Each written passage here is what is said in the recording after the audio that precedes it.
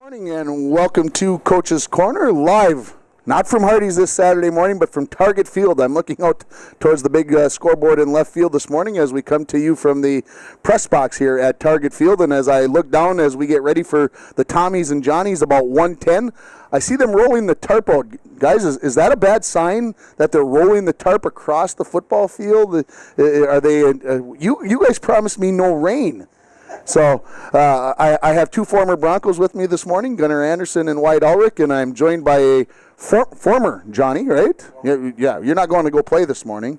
Carter Hansen joining us here as well this morning, and we'll get a chance to talk to them in our second and third segments, but for right now, let's go back to last night in a game heard on K104 and online at rjbroadcasting.com. The International Falls Broncos football team headed down to the range to take on an old Iron Range conference foe, the Greenway and now Nashwauk-Keewatin Titans. And early on in the game, the Titans took to the field, and it was Axel Jensen that was really the difference in the ball game. He ends up scoring 4 times in the first 2.5 quarters on runs of 3, 57, 6, and 57.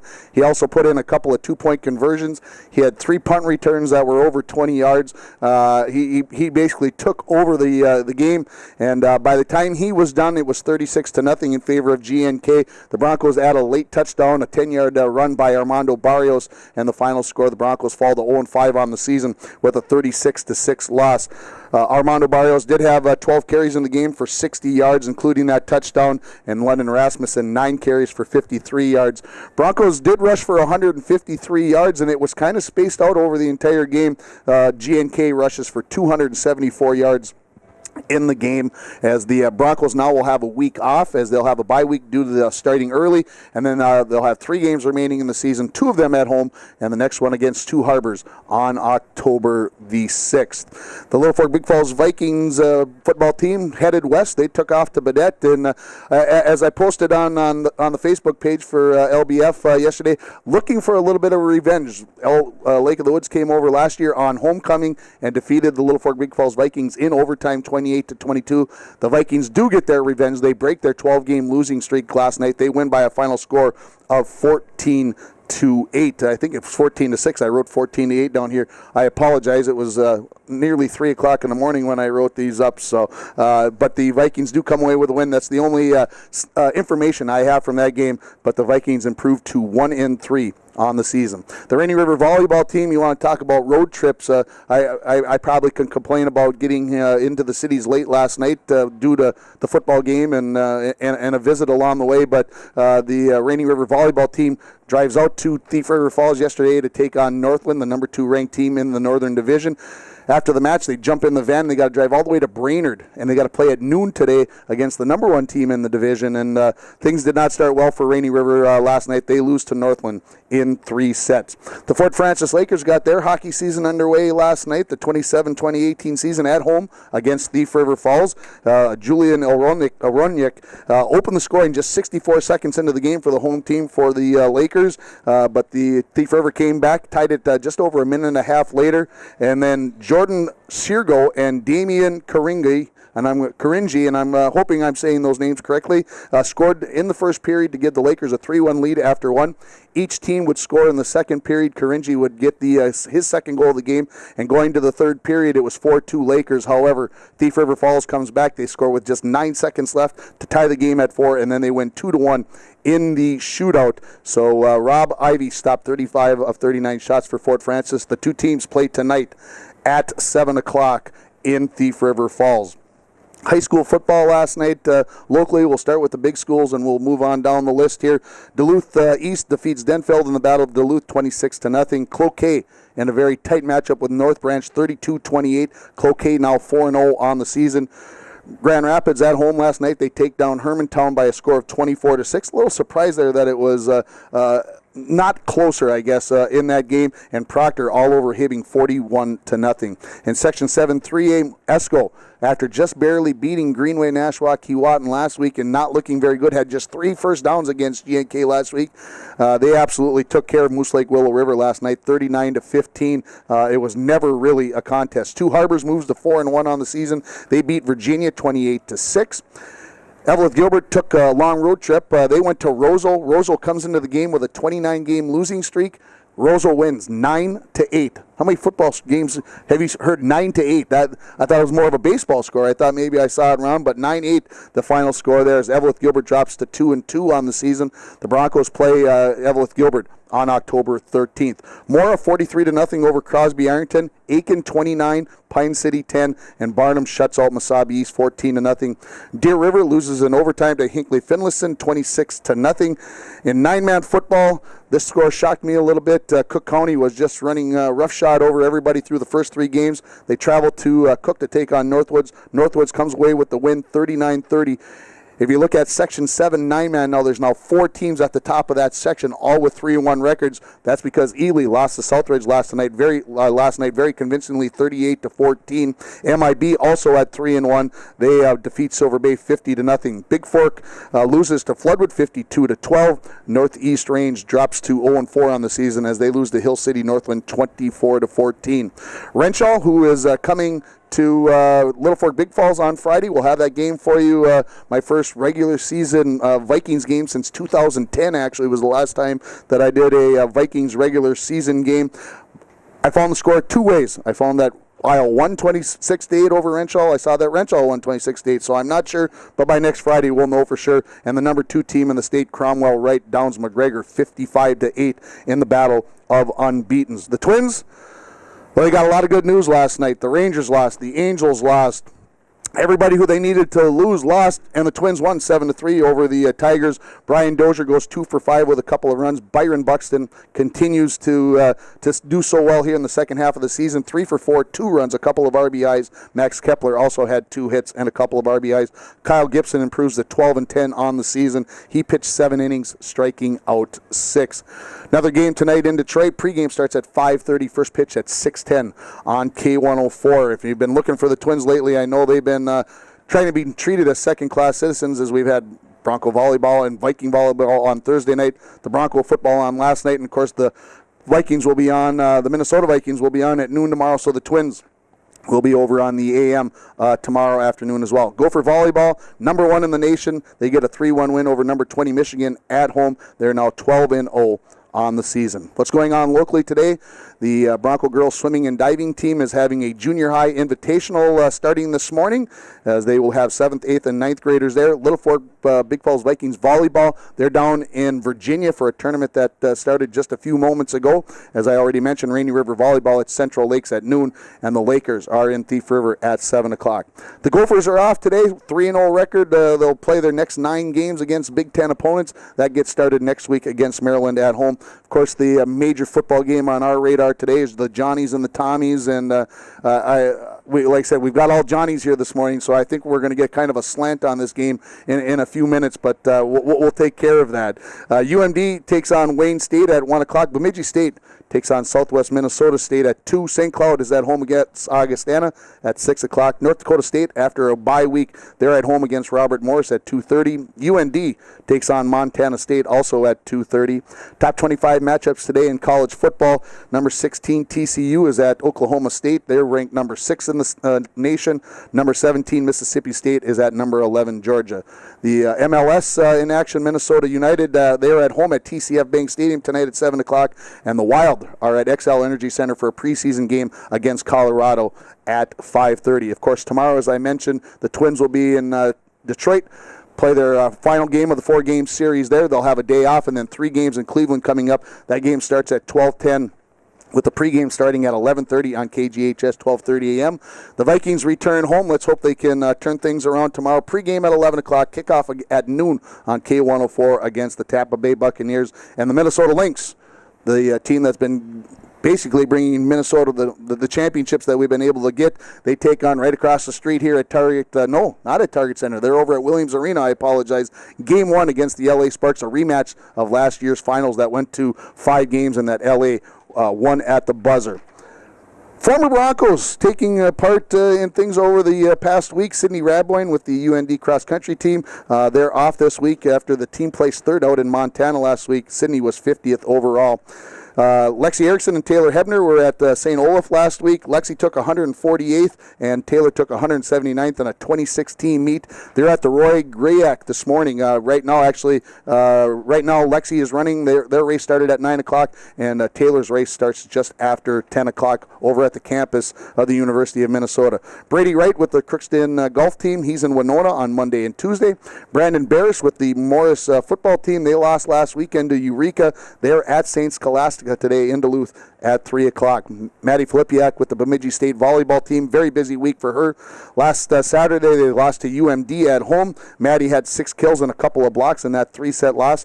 On Crookston, they went 5 sets, lost in 5 sets there. She had 8 blocks and 5 kills in that match. And then last night, they took on the number 1 team in the nation, Southwest Minnesota State. They lose in 3 sets as Maddie had a couple of blocks and a couple of kills. They host Sioux Falls today. And, of course, the Rainy River volleyball team, Isabella Edestead and Clara Palm playing there. They had a great win on Wednesday over Vermilion. Clara was 5 for 5 serving with a couple of aces. She also got to play a set at setter. She had 10 set assists in that one set. And Bella was 6 for 6 with 3 aces from the serving line. We're going to take a break, and we're going to come back, and we're going to talk Johnny's. We're going to talk baseball, we're going to talk football, and we'll talk about, well, who knows where this is going to go. We'll see. You're listening to Coach's Corner, live from Target Field on K104 and online at rjbroadcasting.com.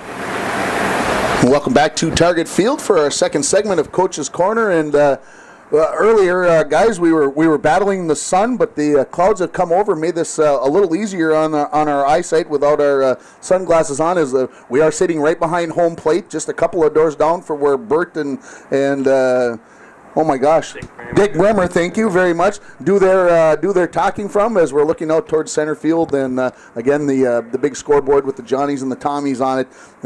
Of course, this is a home game for St. Thomas, moving it here. But of course, one of the things was there's not enough room at St. Thomas to accommodate everybody that wants to come watch this game. And today we're probably going to set a new Division III record for the most people to ever attend a Division III football game. I've heard estimates up over 30,000, so it ought to be exciting.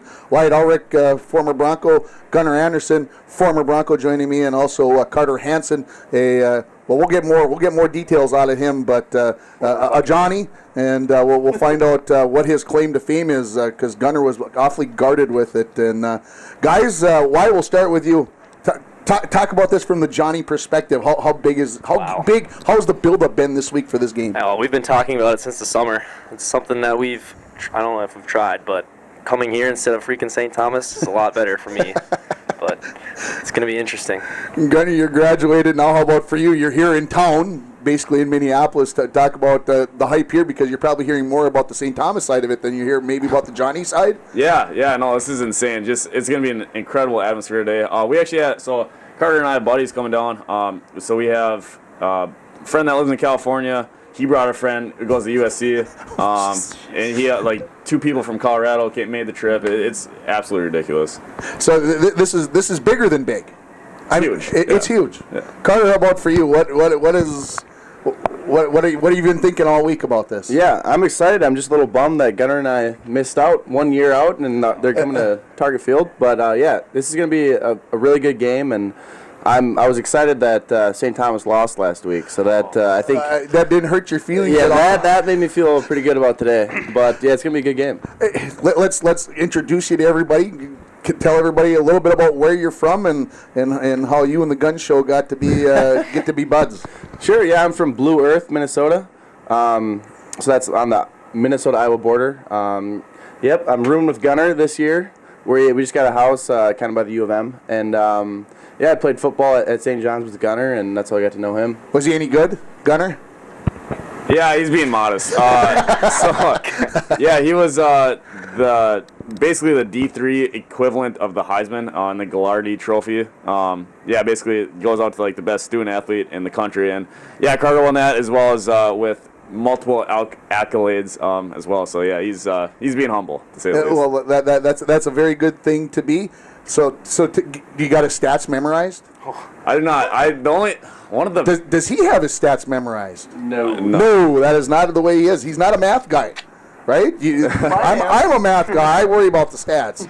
I will say one of the most distinct memories I have of Carter playing is we were at Concordia, and He had the easiest pick six I've ever seen in my life, and he dropped it. It was the funniest So thing I've ever seen. we just say he's the student athlete of the year, Yeah. and Gunner's favorite memory is of him dropping a pick six. Wow, how does that make you feel, Carter?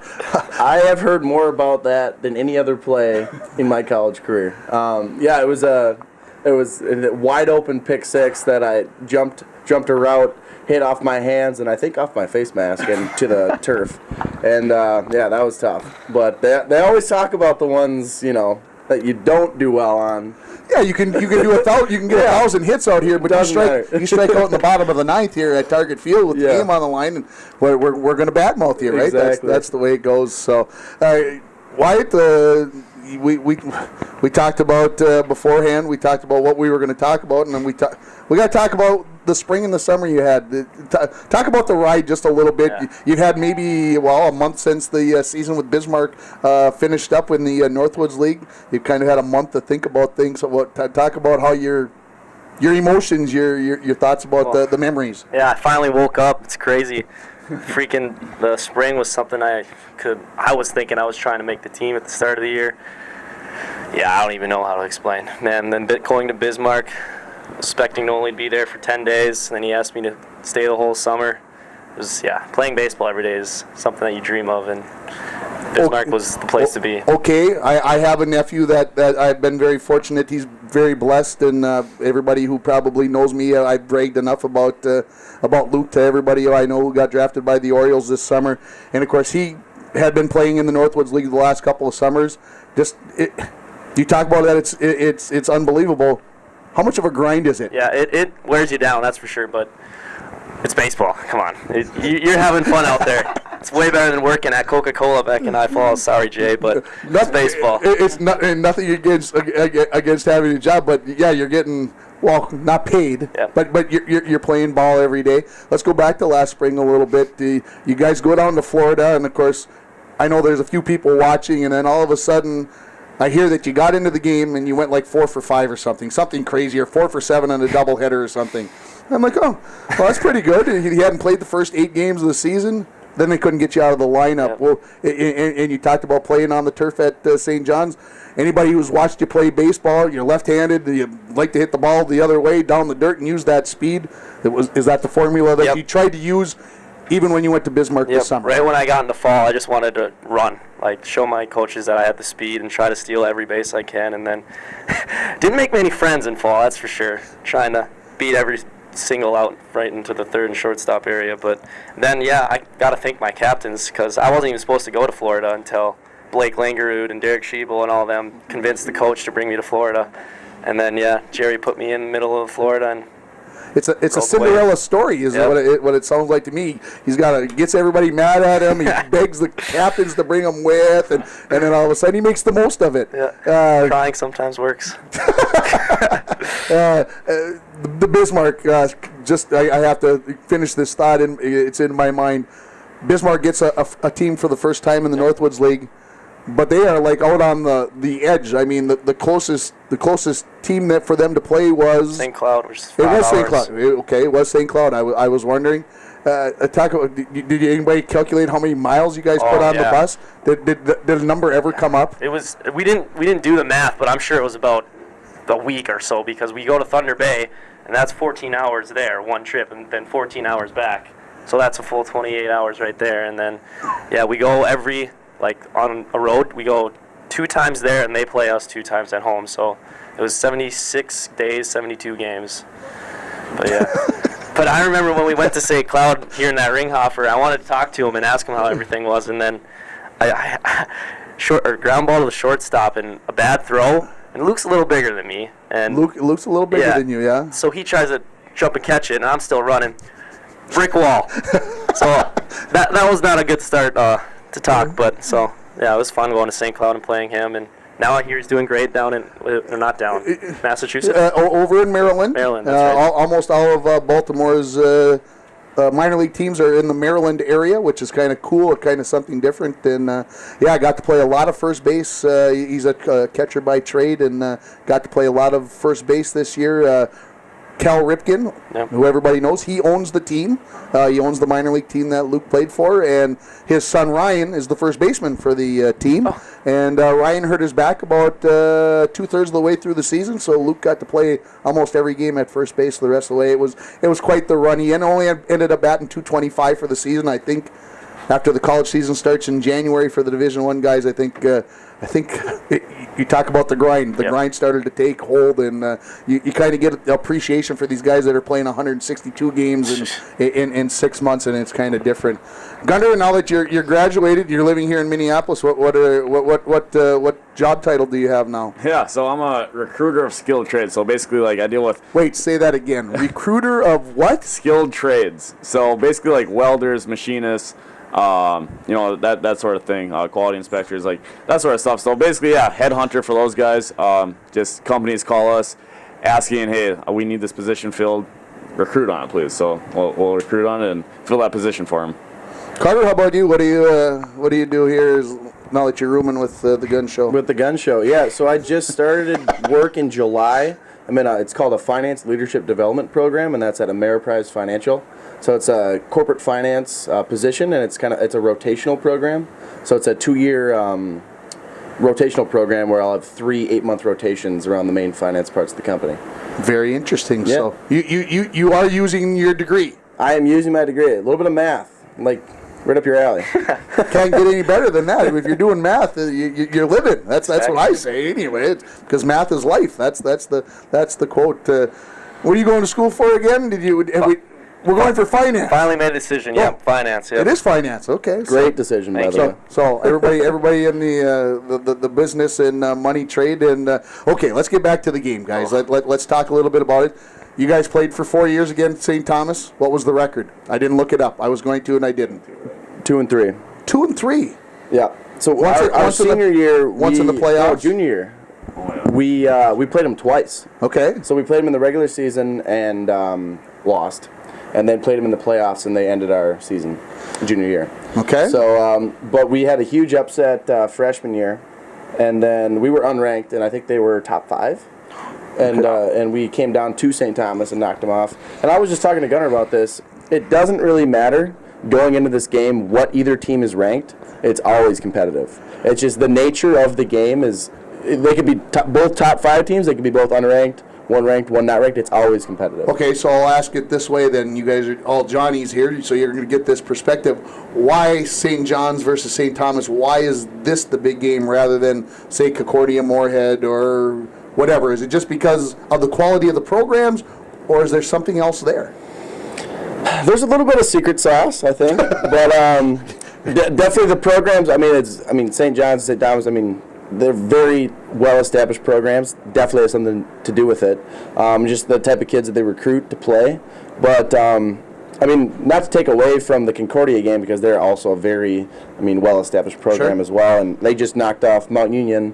Was that week 2? I think that, yeah, week 1 or 2. One or two. So they're a very good program, and that's actually St. John's last game of the year is at Concordia. So that's going to be. So we should redo this show at the end of the season. So that's going to be that could very well decide if we win tonight the conference title as well. So it's just it's something special. I don't know. What do you think, Gunnar? It's something special between the programs and just the rivalry and what do you think? Yeah, I'd say. We saw an article in the New York Times. I don't know. They just came out with it this past week. Talking about the hype and everything like that. But the foundation of the rivalry kind of stems back to, St. John's farm community, basically the same exact people, but St. Thomas is in the city, city kids against farm boys, basically. So I never thought about it that way. Yeah, no, that's same people, just different backgrounds. So. It's a unique rivalry, and I'm glad we're here today in front of 40,000 people. You guys talk about. I noticed that you talked that you went 2-3, but two of the games that you talked about were losses your junior year. So you won freshman. So what happened last year? Because I don't recall off the top of my head what went down last year. Final score. Go ahead. I don't remember. Do you remember? I don't remember the exact score, but it was we lost. Okay. To St. Thomas, and we had it was a really good game, but we didn't come out on top. Okay. Let's take a break. We'll get some commercials in here, and we'll come back and we'll talk more Johnnies and Tommies. You're listening to Coach's Corner, live from Target Field on K104 and online at rjbroadcasting.com. Right, guys? No, never. Welcome back to Target Field as we continue here with Coach's Corner. Again, if you're just joining us, joined by Gunnar Anderson and Wyatt Ulrich, former Broncos, and also by Carter Hansen from St. John's. And we were talking during the break about where we were sitting and who we're pulling for. And my good friend George Frake last night asked me while we were sitting around, he said, well, who are you pulling for tomorrow? And I said, well, I got former Johnnies all around me. I said, I got to pull for the Johnnies. I said, I can't even think, and I'm going to get myself in trouble for this because I'm going to say it just the way I said it.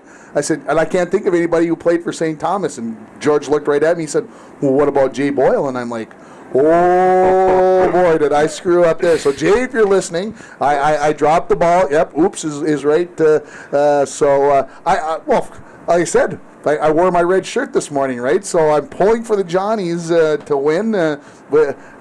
It's just the way it's going to be, right? And I know who you guys are pulling for. So you guys want to start with a prediction to get this conversation rolling? Ooh.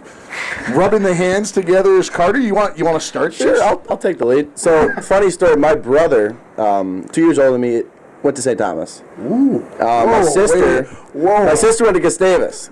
So we made the full round of the MIAC. I just want to point that out. Jeez. So I technically have an unbiased opinion, but I'm obviously pulling for the Johnnies. I think Johnnies will come out on top. It's going to be hard to contain our offense. Evan Clark is a name that you probably are going to hear all day.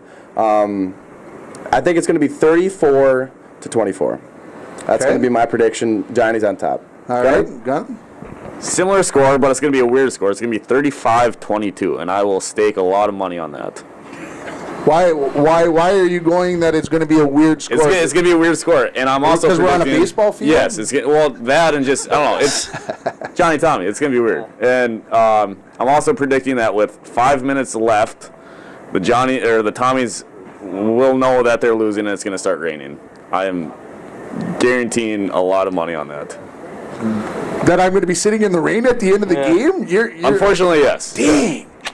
I also just want to point out, if you talk to a Johnny, they're going to call it Johnny Tommy. If you talk to a Tommy, they're going to call it Tommy Johnny. So I hope you're saying Johnny Tommy. I have been saying Johnny Tommy all week, and it sounds weird to say it the other way. Yeah. So I guess I'm there. How about you, White? What are you thinking for a prediction? I was going the boring way. I thought our defense was going to pull out everything and was going to be like a blowout for us. We'll go I was thinking 24-7, but football players know a little more than me. But what have you got? You guys had a chance to watch the team so far this year. You mentioned Evan there.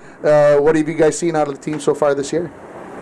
St. Scholastic game was kind of cool. Ooh, I was at that game. I forgot about that. The new Division 3 record. Yeah. 98-0. We're not making that up, folks. 2 points away. 98-0. I was actually out on the lake on that Saturday, and I got a tweet, and it said 91-0 with 10 minutes left in the fourth quarter, and I'm like, that can't be right. That can't be right. Check. And I showed the people I was with. I said, this does say 91-0. Right on the phone, it says 91-0, and I knew that St. John's would probably win, but I had no concept that it was going to get that bad. So, what have you seen out of the team, Carter? So I think the biggest factor in this game is going to be the offensive line on both sides.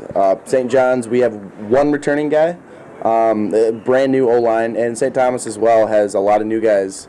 And that's going to be, if you look at St. Thomas's running backs, they have 3 studs. And the thing is, if they can get holes and they can, if the O-line can open up holes for them to run, and if they can get protection to the quarterback, that's going to be huge. And same thing for St. John's. We have Jackson Erdman as our starting quarterback, and we've got weapons all around him, but if the O-line can give him time and open up holes, that's going to be the decider. I love this guy. He knows where your bread is buttered at. The offensive line. That's where starts with the O-line and D-line every game. It's got to start up front. How about you, Gunnar? Have you seen him this year? I have not seen him yet. Okay. No. It's going to be awesome though. Like Carter said, offensive line is going to be huge. It always is. But I'm really expecting Evan Clark to have a huge day. You're gonna, like Carter said, you're going to hear that name a lot. So as I was telling Wyatt earlier. He had some serious pro looks. he went to a pro day at St. Cloud State with the Bears, Vikings, and Packers. And, yeah, basically they told him, like, keep it up, do good work, and see what happens from there. So he's the next Adam Thielen. Is that what you guys are trying to tell him? Absolutely, yeah. He's that kind of athlete. Like I said, Adam Thielen is a scary situation. I guess hard work pays off, right? You got some talent and you work hard at it. It all comes together. The crowd today. I know they're trying to have the fans separated sides. It's not always easy to do in a baseball stadium, but is there going to be? We're not going to have issues, are we? I mean, we haven't had issues at home games either place, up in Collegeville or down here. I mean, things are pretty whatever. I mean, we're not going to have fights, are we, Wyatt? I know I'm not going to be part of those. That's not my forte. Wait, you were a hockey player. Yeah, I thought you. But I'm a goalie. Hold on. That's different. Yes, that's very different. different. Don't fight. Yeah, exactly. Well, they can't fight. They can't cross the blue line or some silly rule. I don't. How does that work? What? Yeah, if I was a part of that committee, it'd be You guys were on the field all the time. You guys don't get to hear about it unless you're out at talking on campus afterwards. Are there issues? I'm serious about that. I mean, this is a tense rivalry, but it doesn't get out of hand, does it? Yeah, I never heard of anything major. Like, I know, like, people, like, obviously bump elbows and stuff like that and sitting in the stands, but nothing like fights breaking out or anything, nothing like that. But, you know, like, you're at Target Field, it's a pretty big environment. It's got to be civil. Like, I think people, like, back in their minds, like, they know, like, they can't act like idiots, so.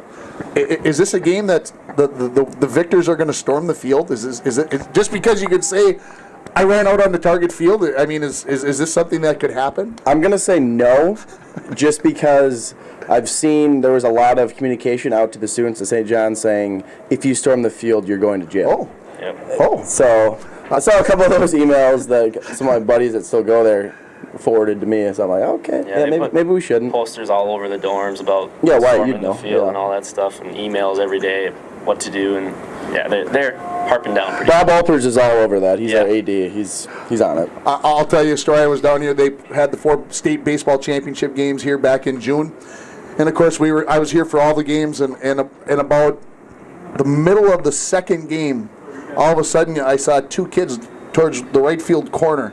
And it got right to the end of the inning. The last out was made. The umpire put the fist up in the air to call out. And they took off from right field, right across, all the way to left field. Nobody even acknowledged that it happened. I don't know if every security guard in the whole place was sleeping at the wheel, but they ran right across, right behind second base on the grass, right to the left field, jumped the fence, up the thing. And nothing was ever done. So I was absolutely stunned by that. I'm sitting there watching this going, well, that's you're going to jail. You don't do that in Minneapolis. But I don't think you'd get away with that today. This is going to be a little bit more guarded, and with 30,000 people, and with I know we were talking with our host here, Andrew Helverson, this morning. He talked about we had to open up all our cases this morning. Even though we were with the media, we had to open up the cases, and that's a Major League Baseball rule. Anytime you come into the stadium, you are going to have your bags checked. So kind of an interesting twist there. Where should we go with this, Wyatt? Talk a little bit more about Bismarck. I don't feel like I finished that story enough. You got to play mostly left field. Did I see? Yep. I saw you on highlights on Facebook. Thank gosh your mother was posting your plays of the games. Went over the fence one time, sliding catches. Did you just make them a little more acrobatic so you can make Facebook? Right? I made the wrong routes every time to make the cool diving catches. But yeah, the coolest part was we were in Thunder Bay, and when I jumped over that fence, I got on their sports center, TSN.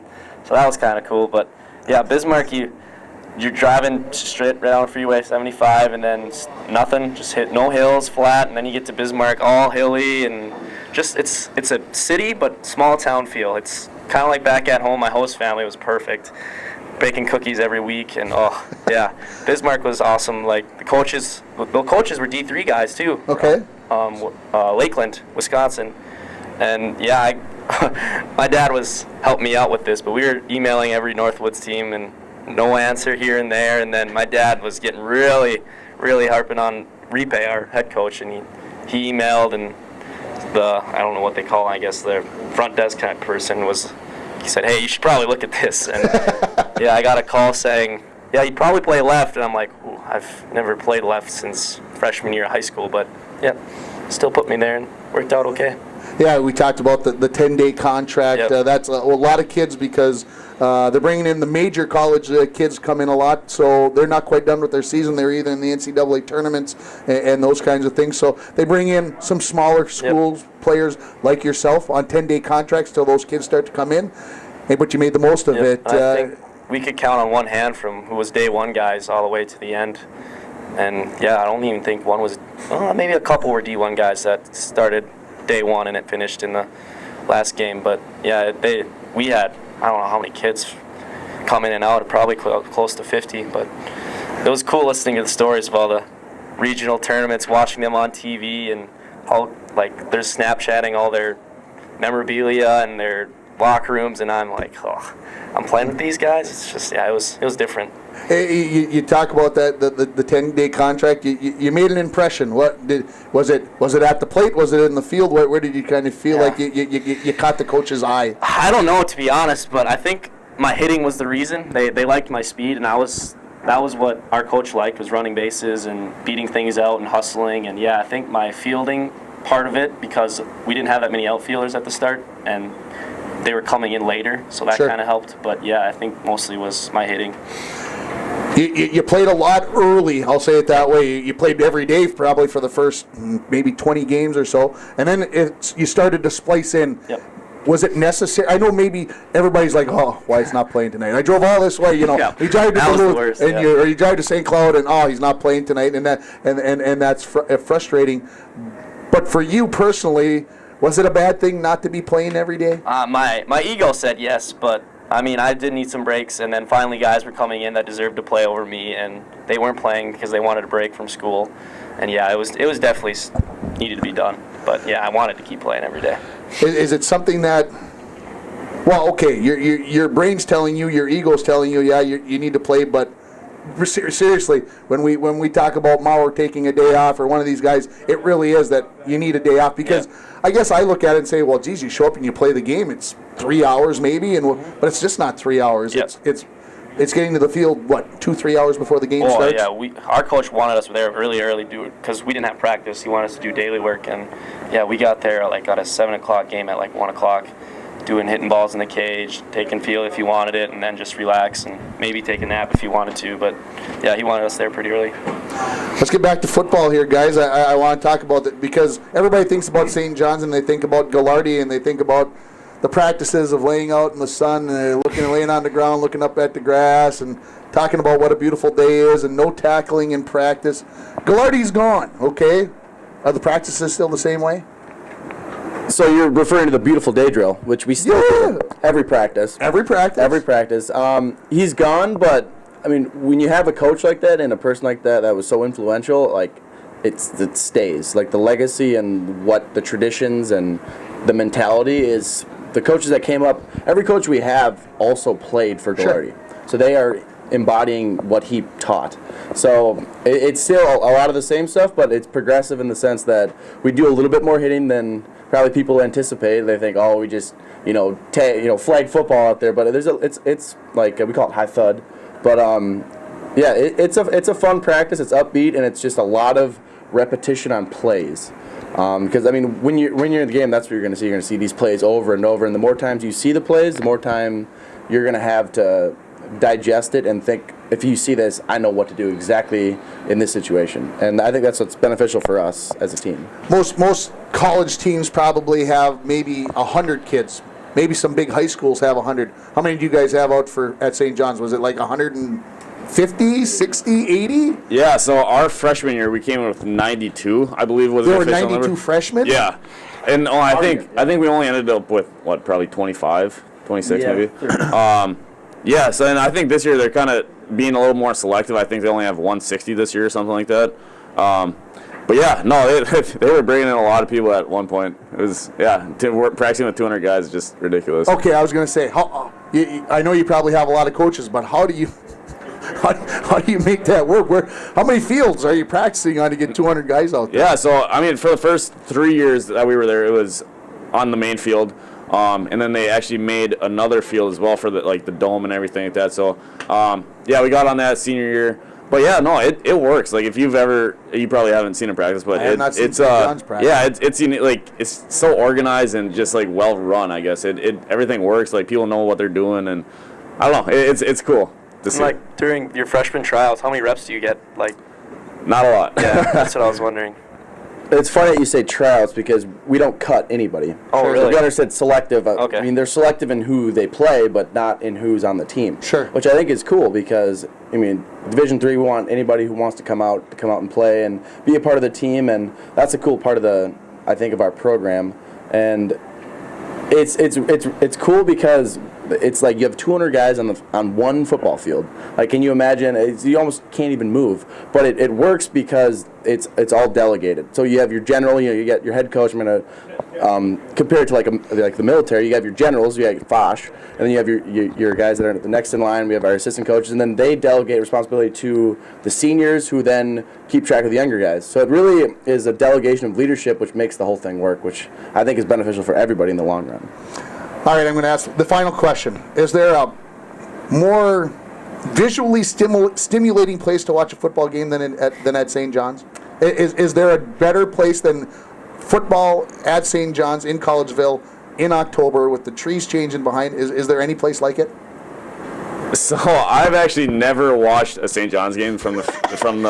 From the stands. So I guess I wouldn't know that, but yeah, I mean sitting on the field, like watching the game and everything, like yeah, you got the changing of the leaves color and like it's unbelievable atmosphere.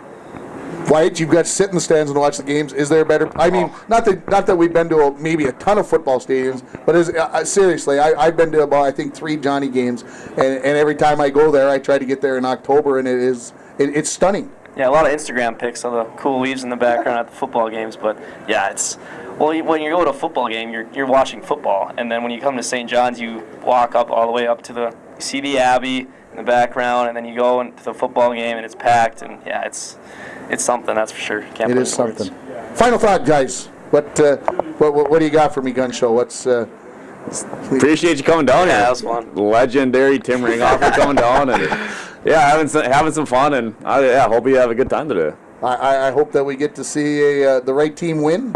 We know who that is. Let's hope that it stays that way. And Wyatt Ulrich, Carter Hansen, and Gunnar Anderson joining me here. Thanks, guys. I really appreciate you guys getting up early and coming down and taking care of business. It's always fun to do this. We'll take a break and we'll come back and we'll wrap it up here from Target Field. You're listening to Coach's Corner on K104 and online at rjbroadcasting.com. Welcome back to Target Field for our final segment, and I know we're getting pretty close to the 10 o'clock hour, but I don't think I'm too concerned. I'm more concerned about people here at Target Field wanting to get us out of the way so that they can get set up for the football game. I was told, don't get worried, you got plenty of time. Nobody's using your studio. You're good to go. So I'm going to try not to rush through this. I'm going to try to enjoy our time here as the sun has come back out, although it's up in the sky a little bit, so it's not shining in our eyes, which is a good thing. Let's talk about the week that happened last Saturday. The Bronco girls swimming and diving team was in Hibbing for an invitational. They ended up taking 6th place with 211 points. Hibbing won the meet with 439. Bemidji at 437. Mesabi East at 430. Talk about 3 teams at the top that were very, very tight. Top 8 finishes. The 200 medley relay was 8th. The 200 free relay was 5th. Amelia Stewart, nice day with a 5th in the 50 free and an 8th in the 100 free. Lindsay Lucy, 3rd in the 100 butterfly. Haven Pellin, 7th in 200 free. And Natalie Hurgis, 7th in diving. The Little Fork Big Falls Vikings volleyball team was in Crosby for a tournament last week. They're in Virginia for a tournament today. They went 1-3 last week. They lost to Fergus Falls, Evelyn Gilbert, and Barnum, and they beat Uppsala. Nothing going on Monday. Tuesday, Rainy River Community College volleyball team had an honor placed on their setter, Carly Phillips, as she was named the setter of the week for the Northern Division. The girls swimming and diving team was in Virginia on Tuesday, and a very, very busy week for them. Emma Erickson took 1st place in the 200 free, 2nd in the 100 free. Lindsay Lucy, 1st in the 200 IM and the 100 butterfly. Amelia Stewart, 2nd in the 50 free, 1st in the 100 free. Whitney Gwynn was 2nd in diving in the 100 breaststroke. Macy Martin Marcotte took second in the 100 back. The 400 free relay of Caitlin Kelstead, Lindsay Lucy, Emma Erickson, and Amelia Stewart took first place. Team score 56-46 in favor of Virginia. The LBF Vikings volleyball team lost to Hill City on Tuesday at home in 3 sets. Danielle Pekarski led the way with 5 kills and 5 blocks. The Bronco volleyball team lost to Lake of the Woods in 4 sets on the road. Jenna Sullivan 9 kills and 4 blocks. Tennyson Amdahl 5 kills and 3 blocks. Cross country teams were in Bagley. The boys took third behind Staples Motley that had 67. Ada Borp had 77, and the Broncos had 112. Justin Besch led the way for the boys. He took 14th. Hunter Wilson 17th, and Jake Erickson was 20th. Avery Sobonin was the only girl to run for the Broncos in the varsity race. She took 46th. Rainy River volleyball team was at home on Wednesday night. They absolutely took care of business against an undermanned Vermilion team. They had just 6 players, and it was very dominating. 25-6, 25-10, 25-10. On Thursday night on K104 and RJBroadcasting.com, we had the Broncos and the Vikings in volleyball, and the crowd was into it. It was a good crowd at the LBF Gymnasium. The first set was back and forth. There were 6 lead changes, 12 ties, but the Broncos pulled away late, took the first set 25-20. The Broncos then took the second set very easily, 25-17. LBF came back, built a 15-7 lead in set 3. The Broncos would not go away, took the lead at 2019, but LBF prevails in the third set to force a fourth set. They win that set 28-26. Then LBF started off hot, went up 6-1 early in the fourth set, and then I don't know what happened. Things came off. The Broncos took over, and they win the fourth set 25-16 and the match 3-1. Jenna Sullivan, 16 kills, 5 blocks. Tennyson Amdahl, 5 kills and 5 ace serves. Emily Franz for the Vikings had 11 kills and 2 blocks. The Broncos swimming and diving team had a home meet, dual meet with Mesabi East. They lose 107-75. Second places go to Emma Erickson in the 200 free, Lindsay Lucy in the 200 IM and the 100 fly. Amelia Stewart took second in the 50 free. Natalie Herges second in diving, and Haven Pellin was second in the 500 free. Last night, the Bronco football team falls 36-6 to GNK, falling to 0-5 on the season. LBF, they get their first win of the season. They break their 12-game losing streak. They defeat Lake of the Woods by a final score of 14-6. Of course, we've got sports going on locally today. The Vikings volleyball team down in down in Virginia for a meet there, as they will a tournament there, as they will probably play 4 times today. Rainy River Volleyball is at Central Lakes for a noon matchup, and the girls swimming and diving team is hosting a junior high invitational beginning this morning. Rainy River softball team was supposed to have their alumni tournament, but due to the weather, they decided that they were going to make the choice that they were going to cancel that early before things ever got started. Homecoming week for Little Fork Big Falls coming up starting this week. No sports on Monday. Tuesday, the Bronco volleyball team is at Hibbing.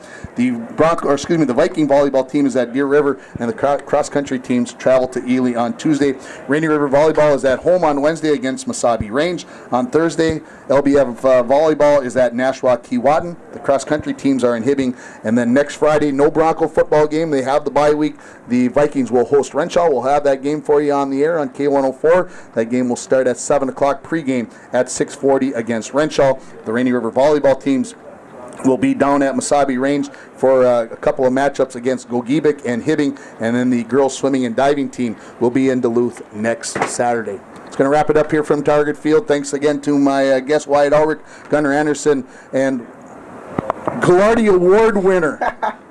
Man, how many times do you get to say that you got the Heisman Trophy winner for Division III on the radio? How many times do you get to say that? You got to take advantage of that. Thanks, Carter, for coming on. Thanks for having me, Tim. I appreciate it. That's going to wrap it up. Thanks to Chad back at the station. Thanks to Andrew Helverson and the Twins for taking care of us here at Target Field. Thanks to all our sponsors, but most of all, thank you for listening to Coach's Corner, live from Target Field on K104 and online at RJBroadcasting.com.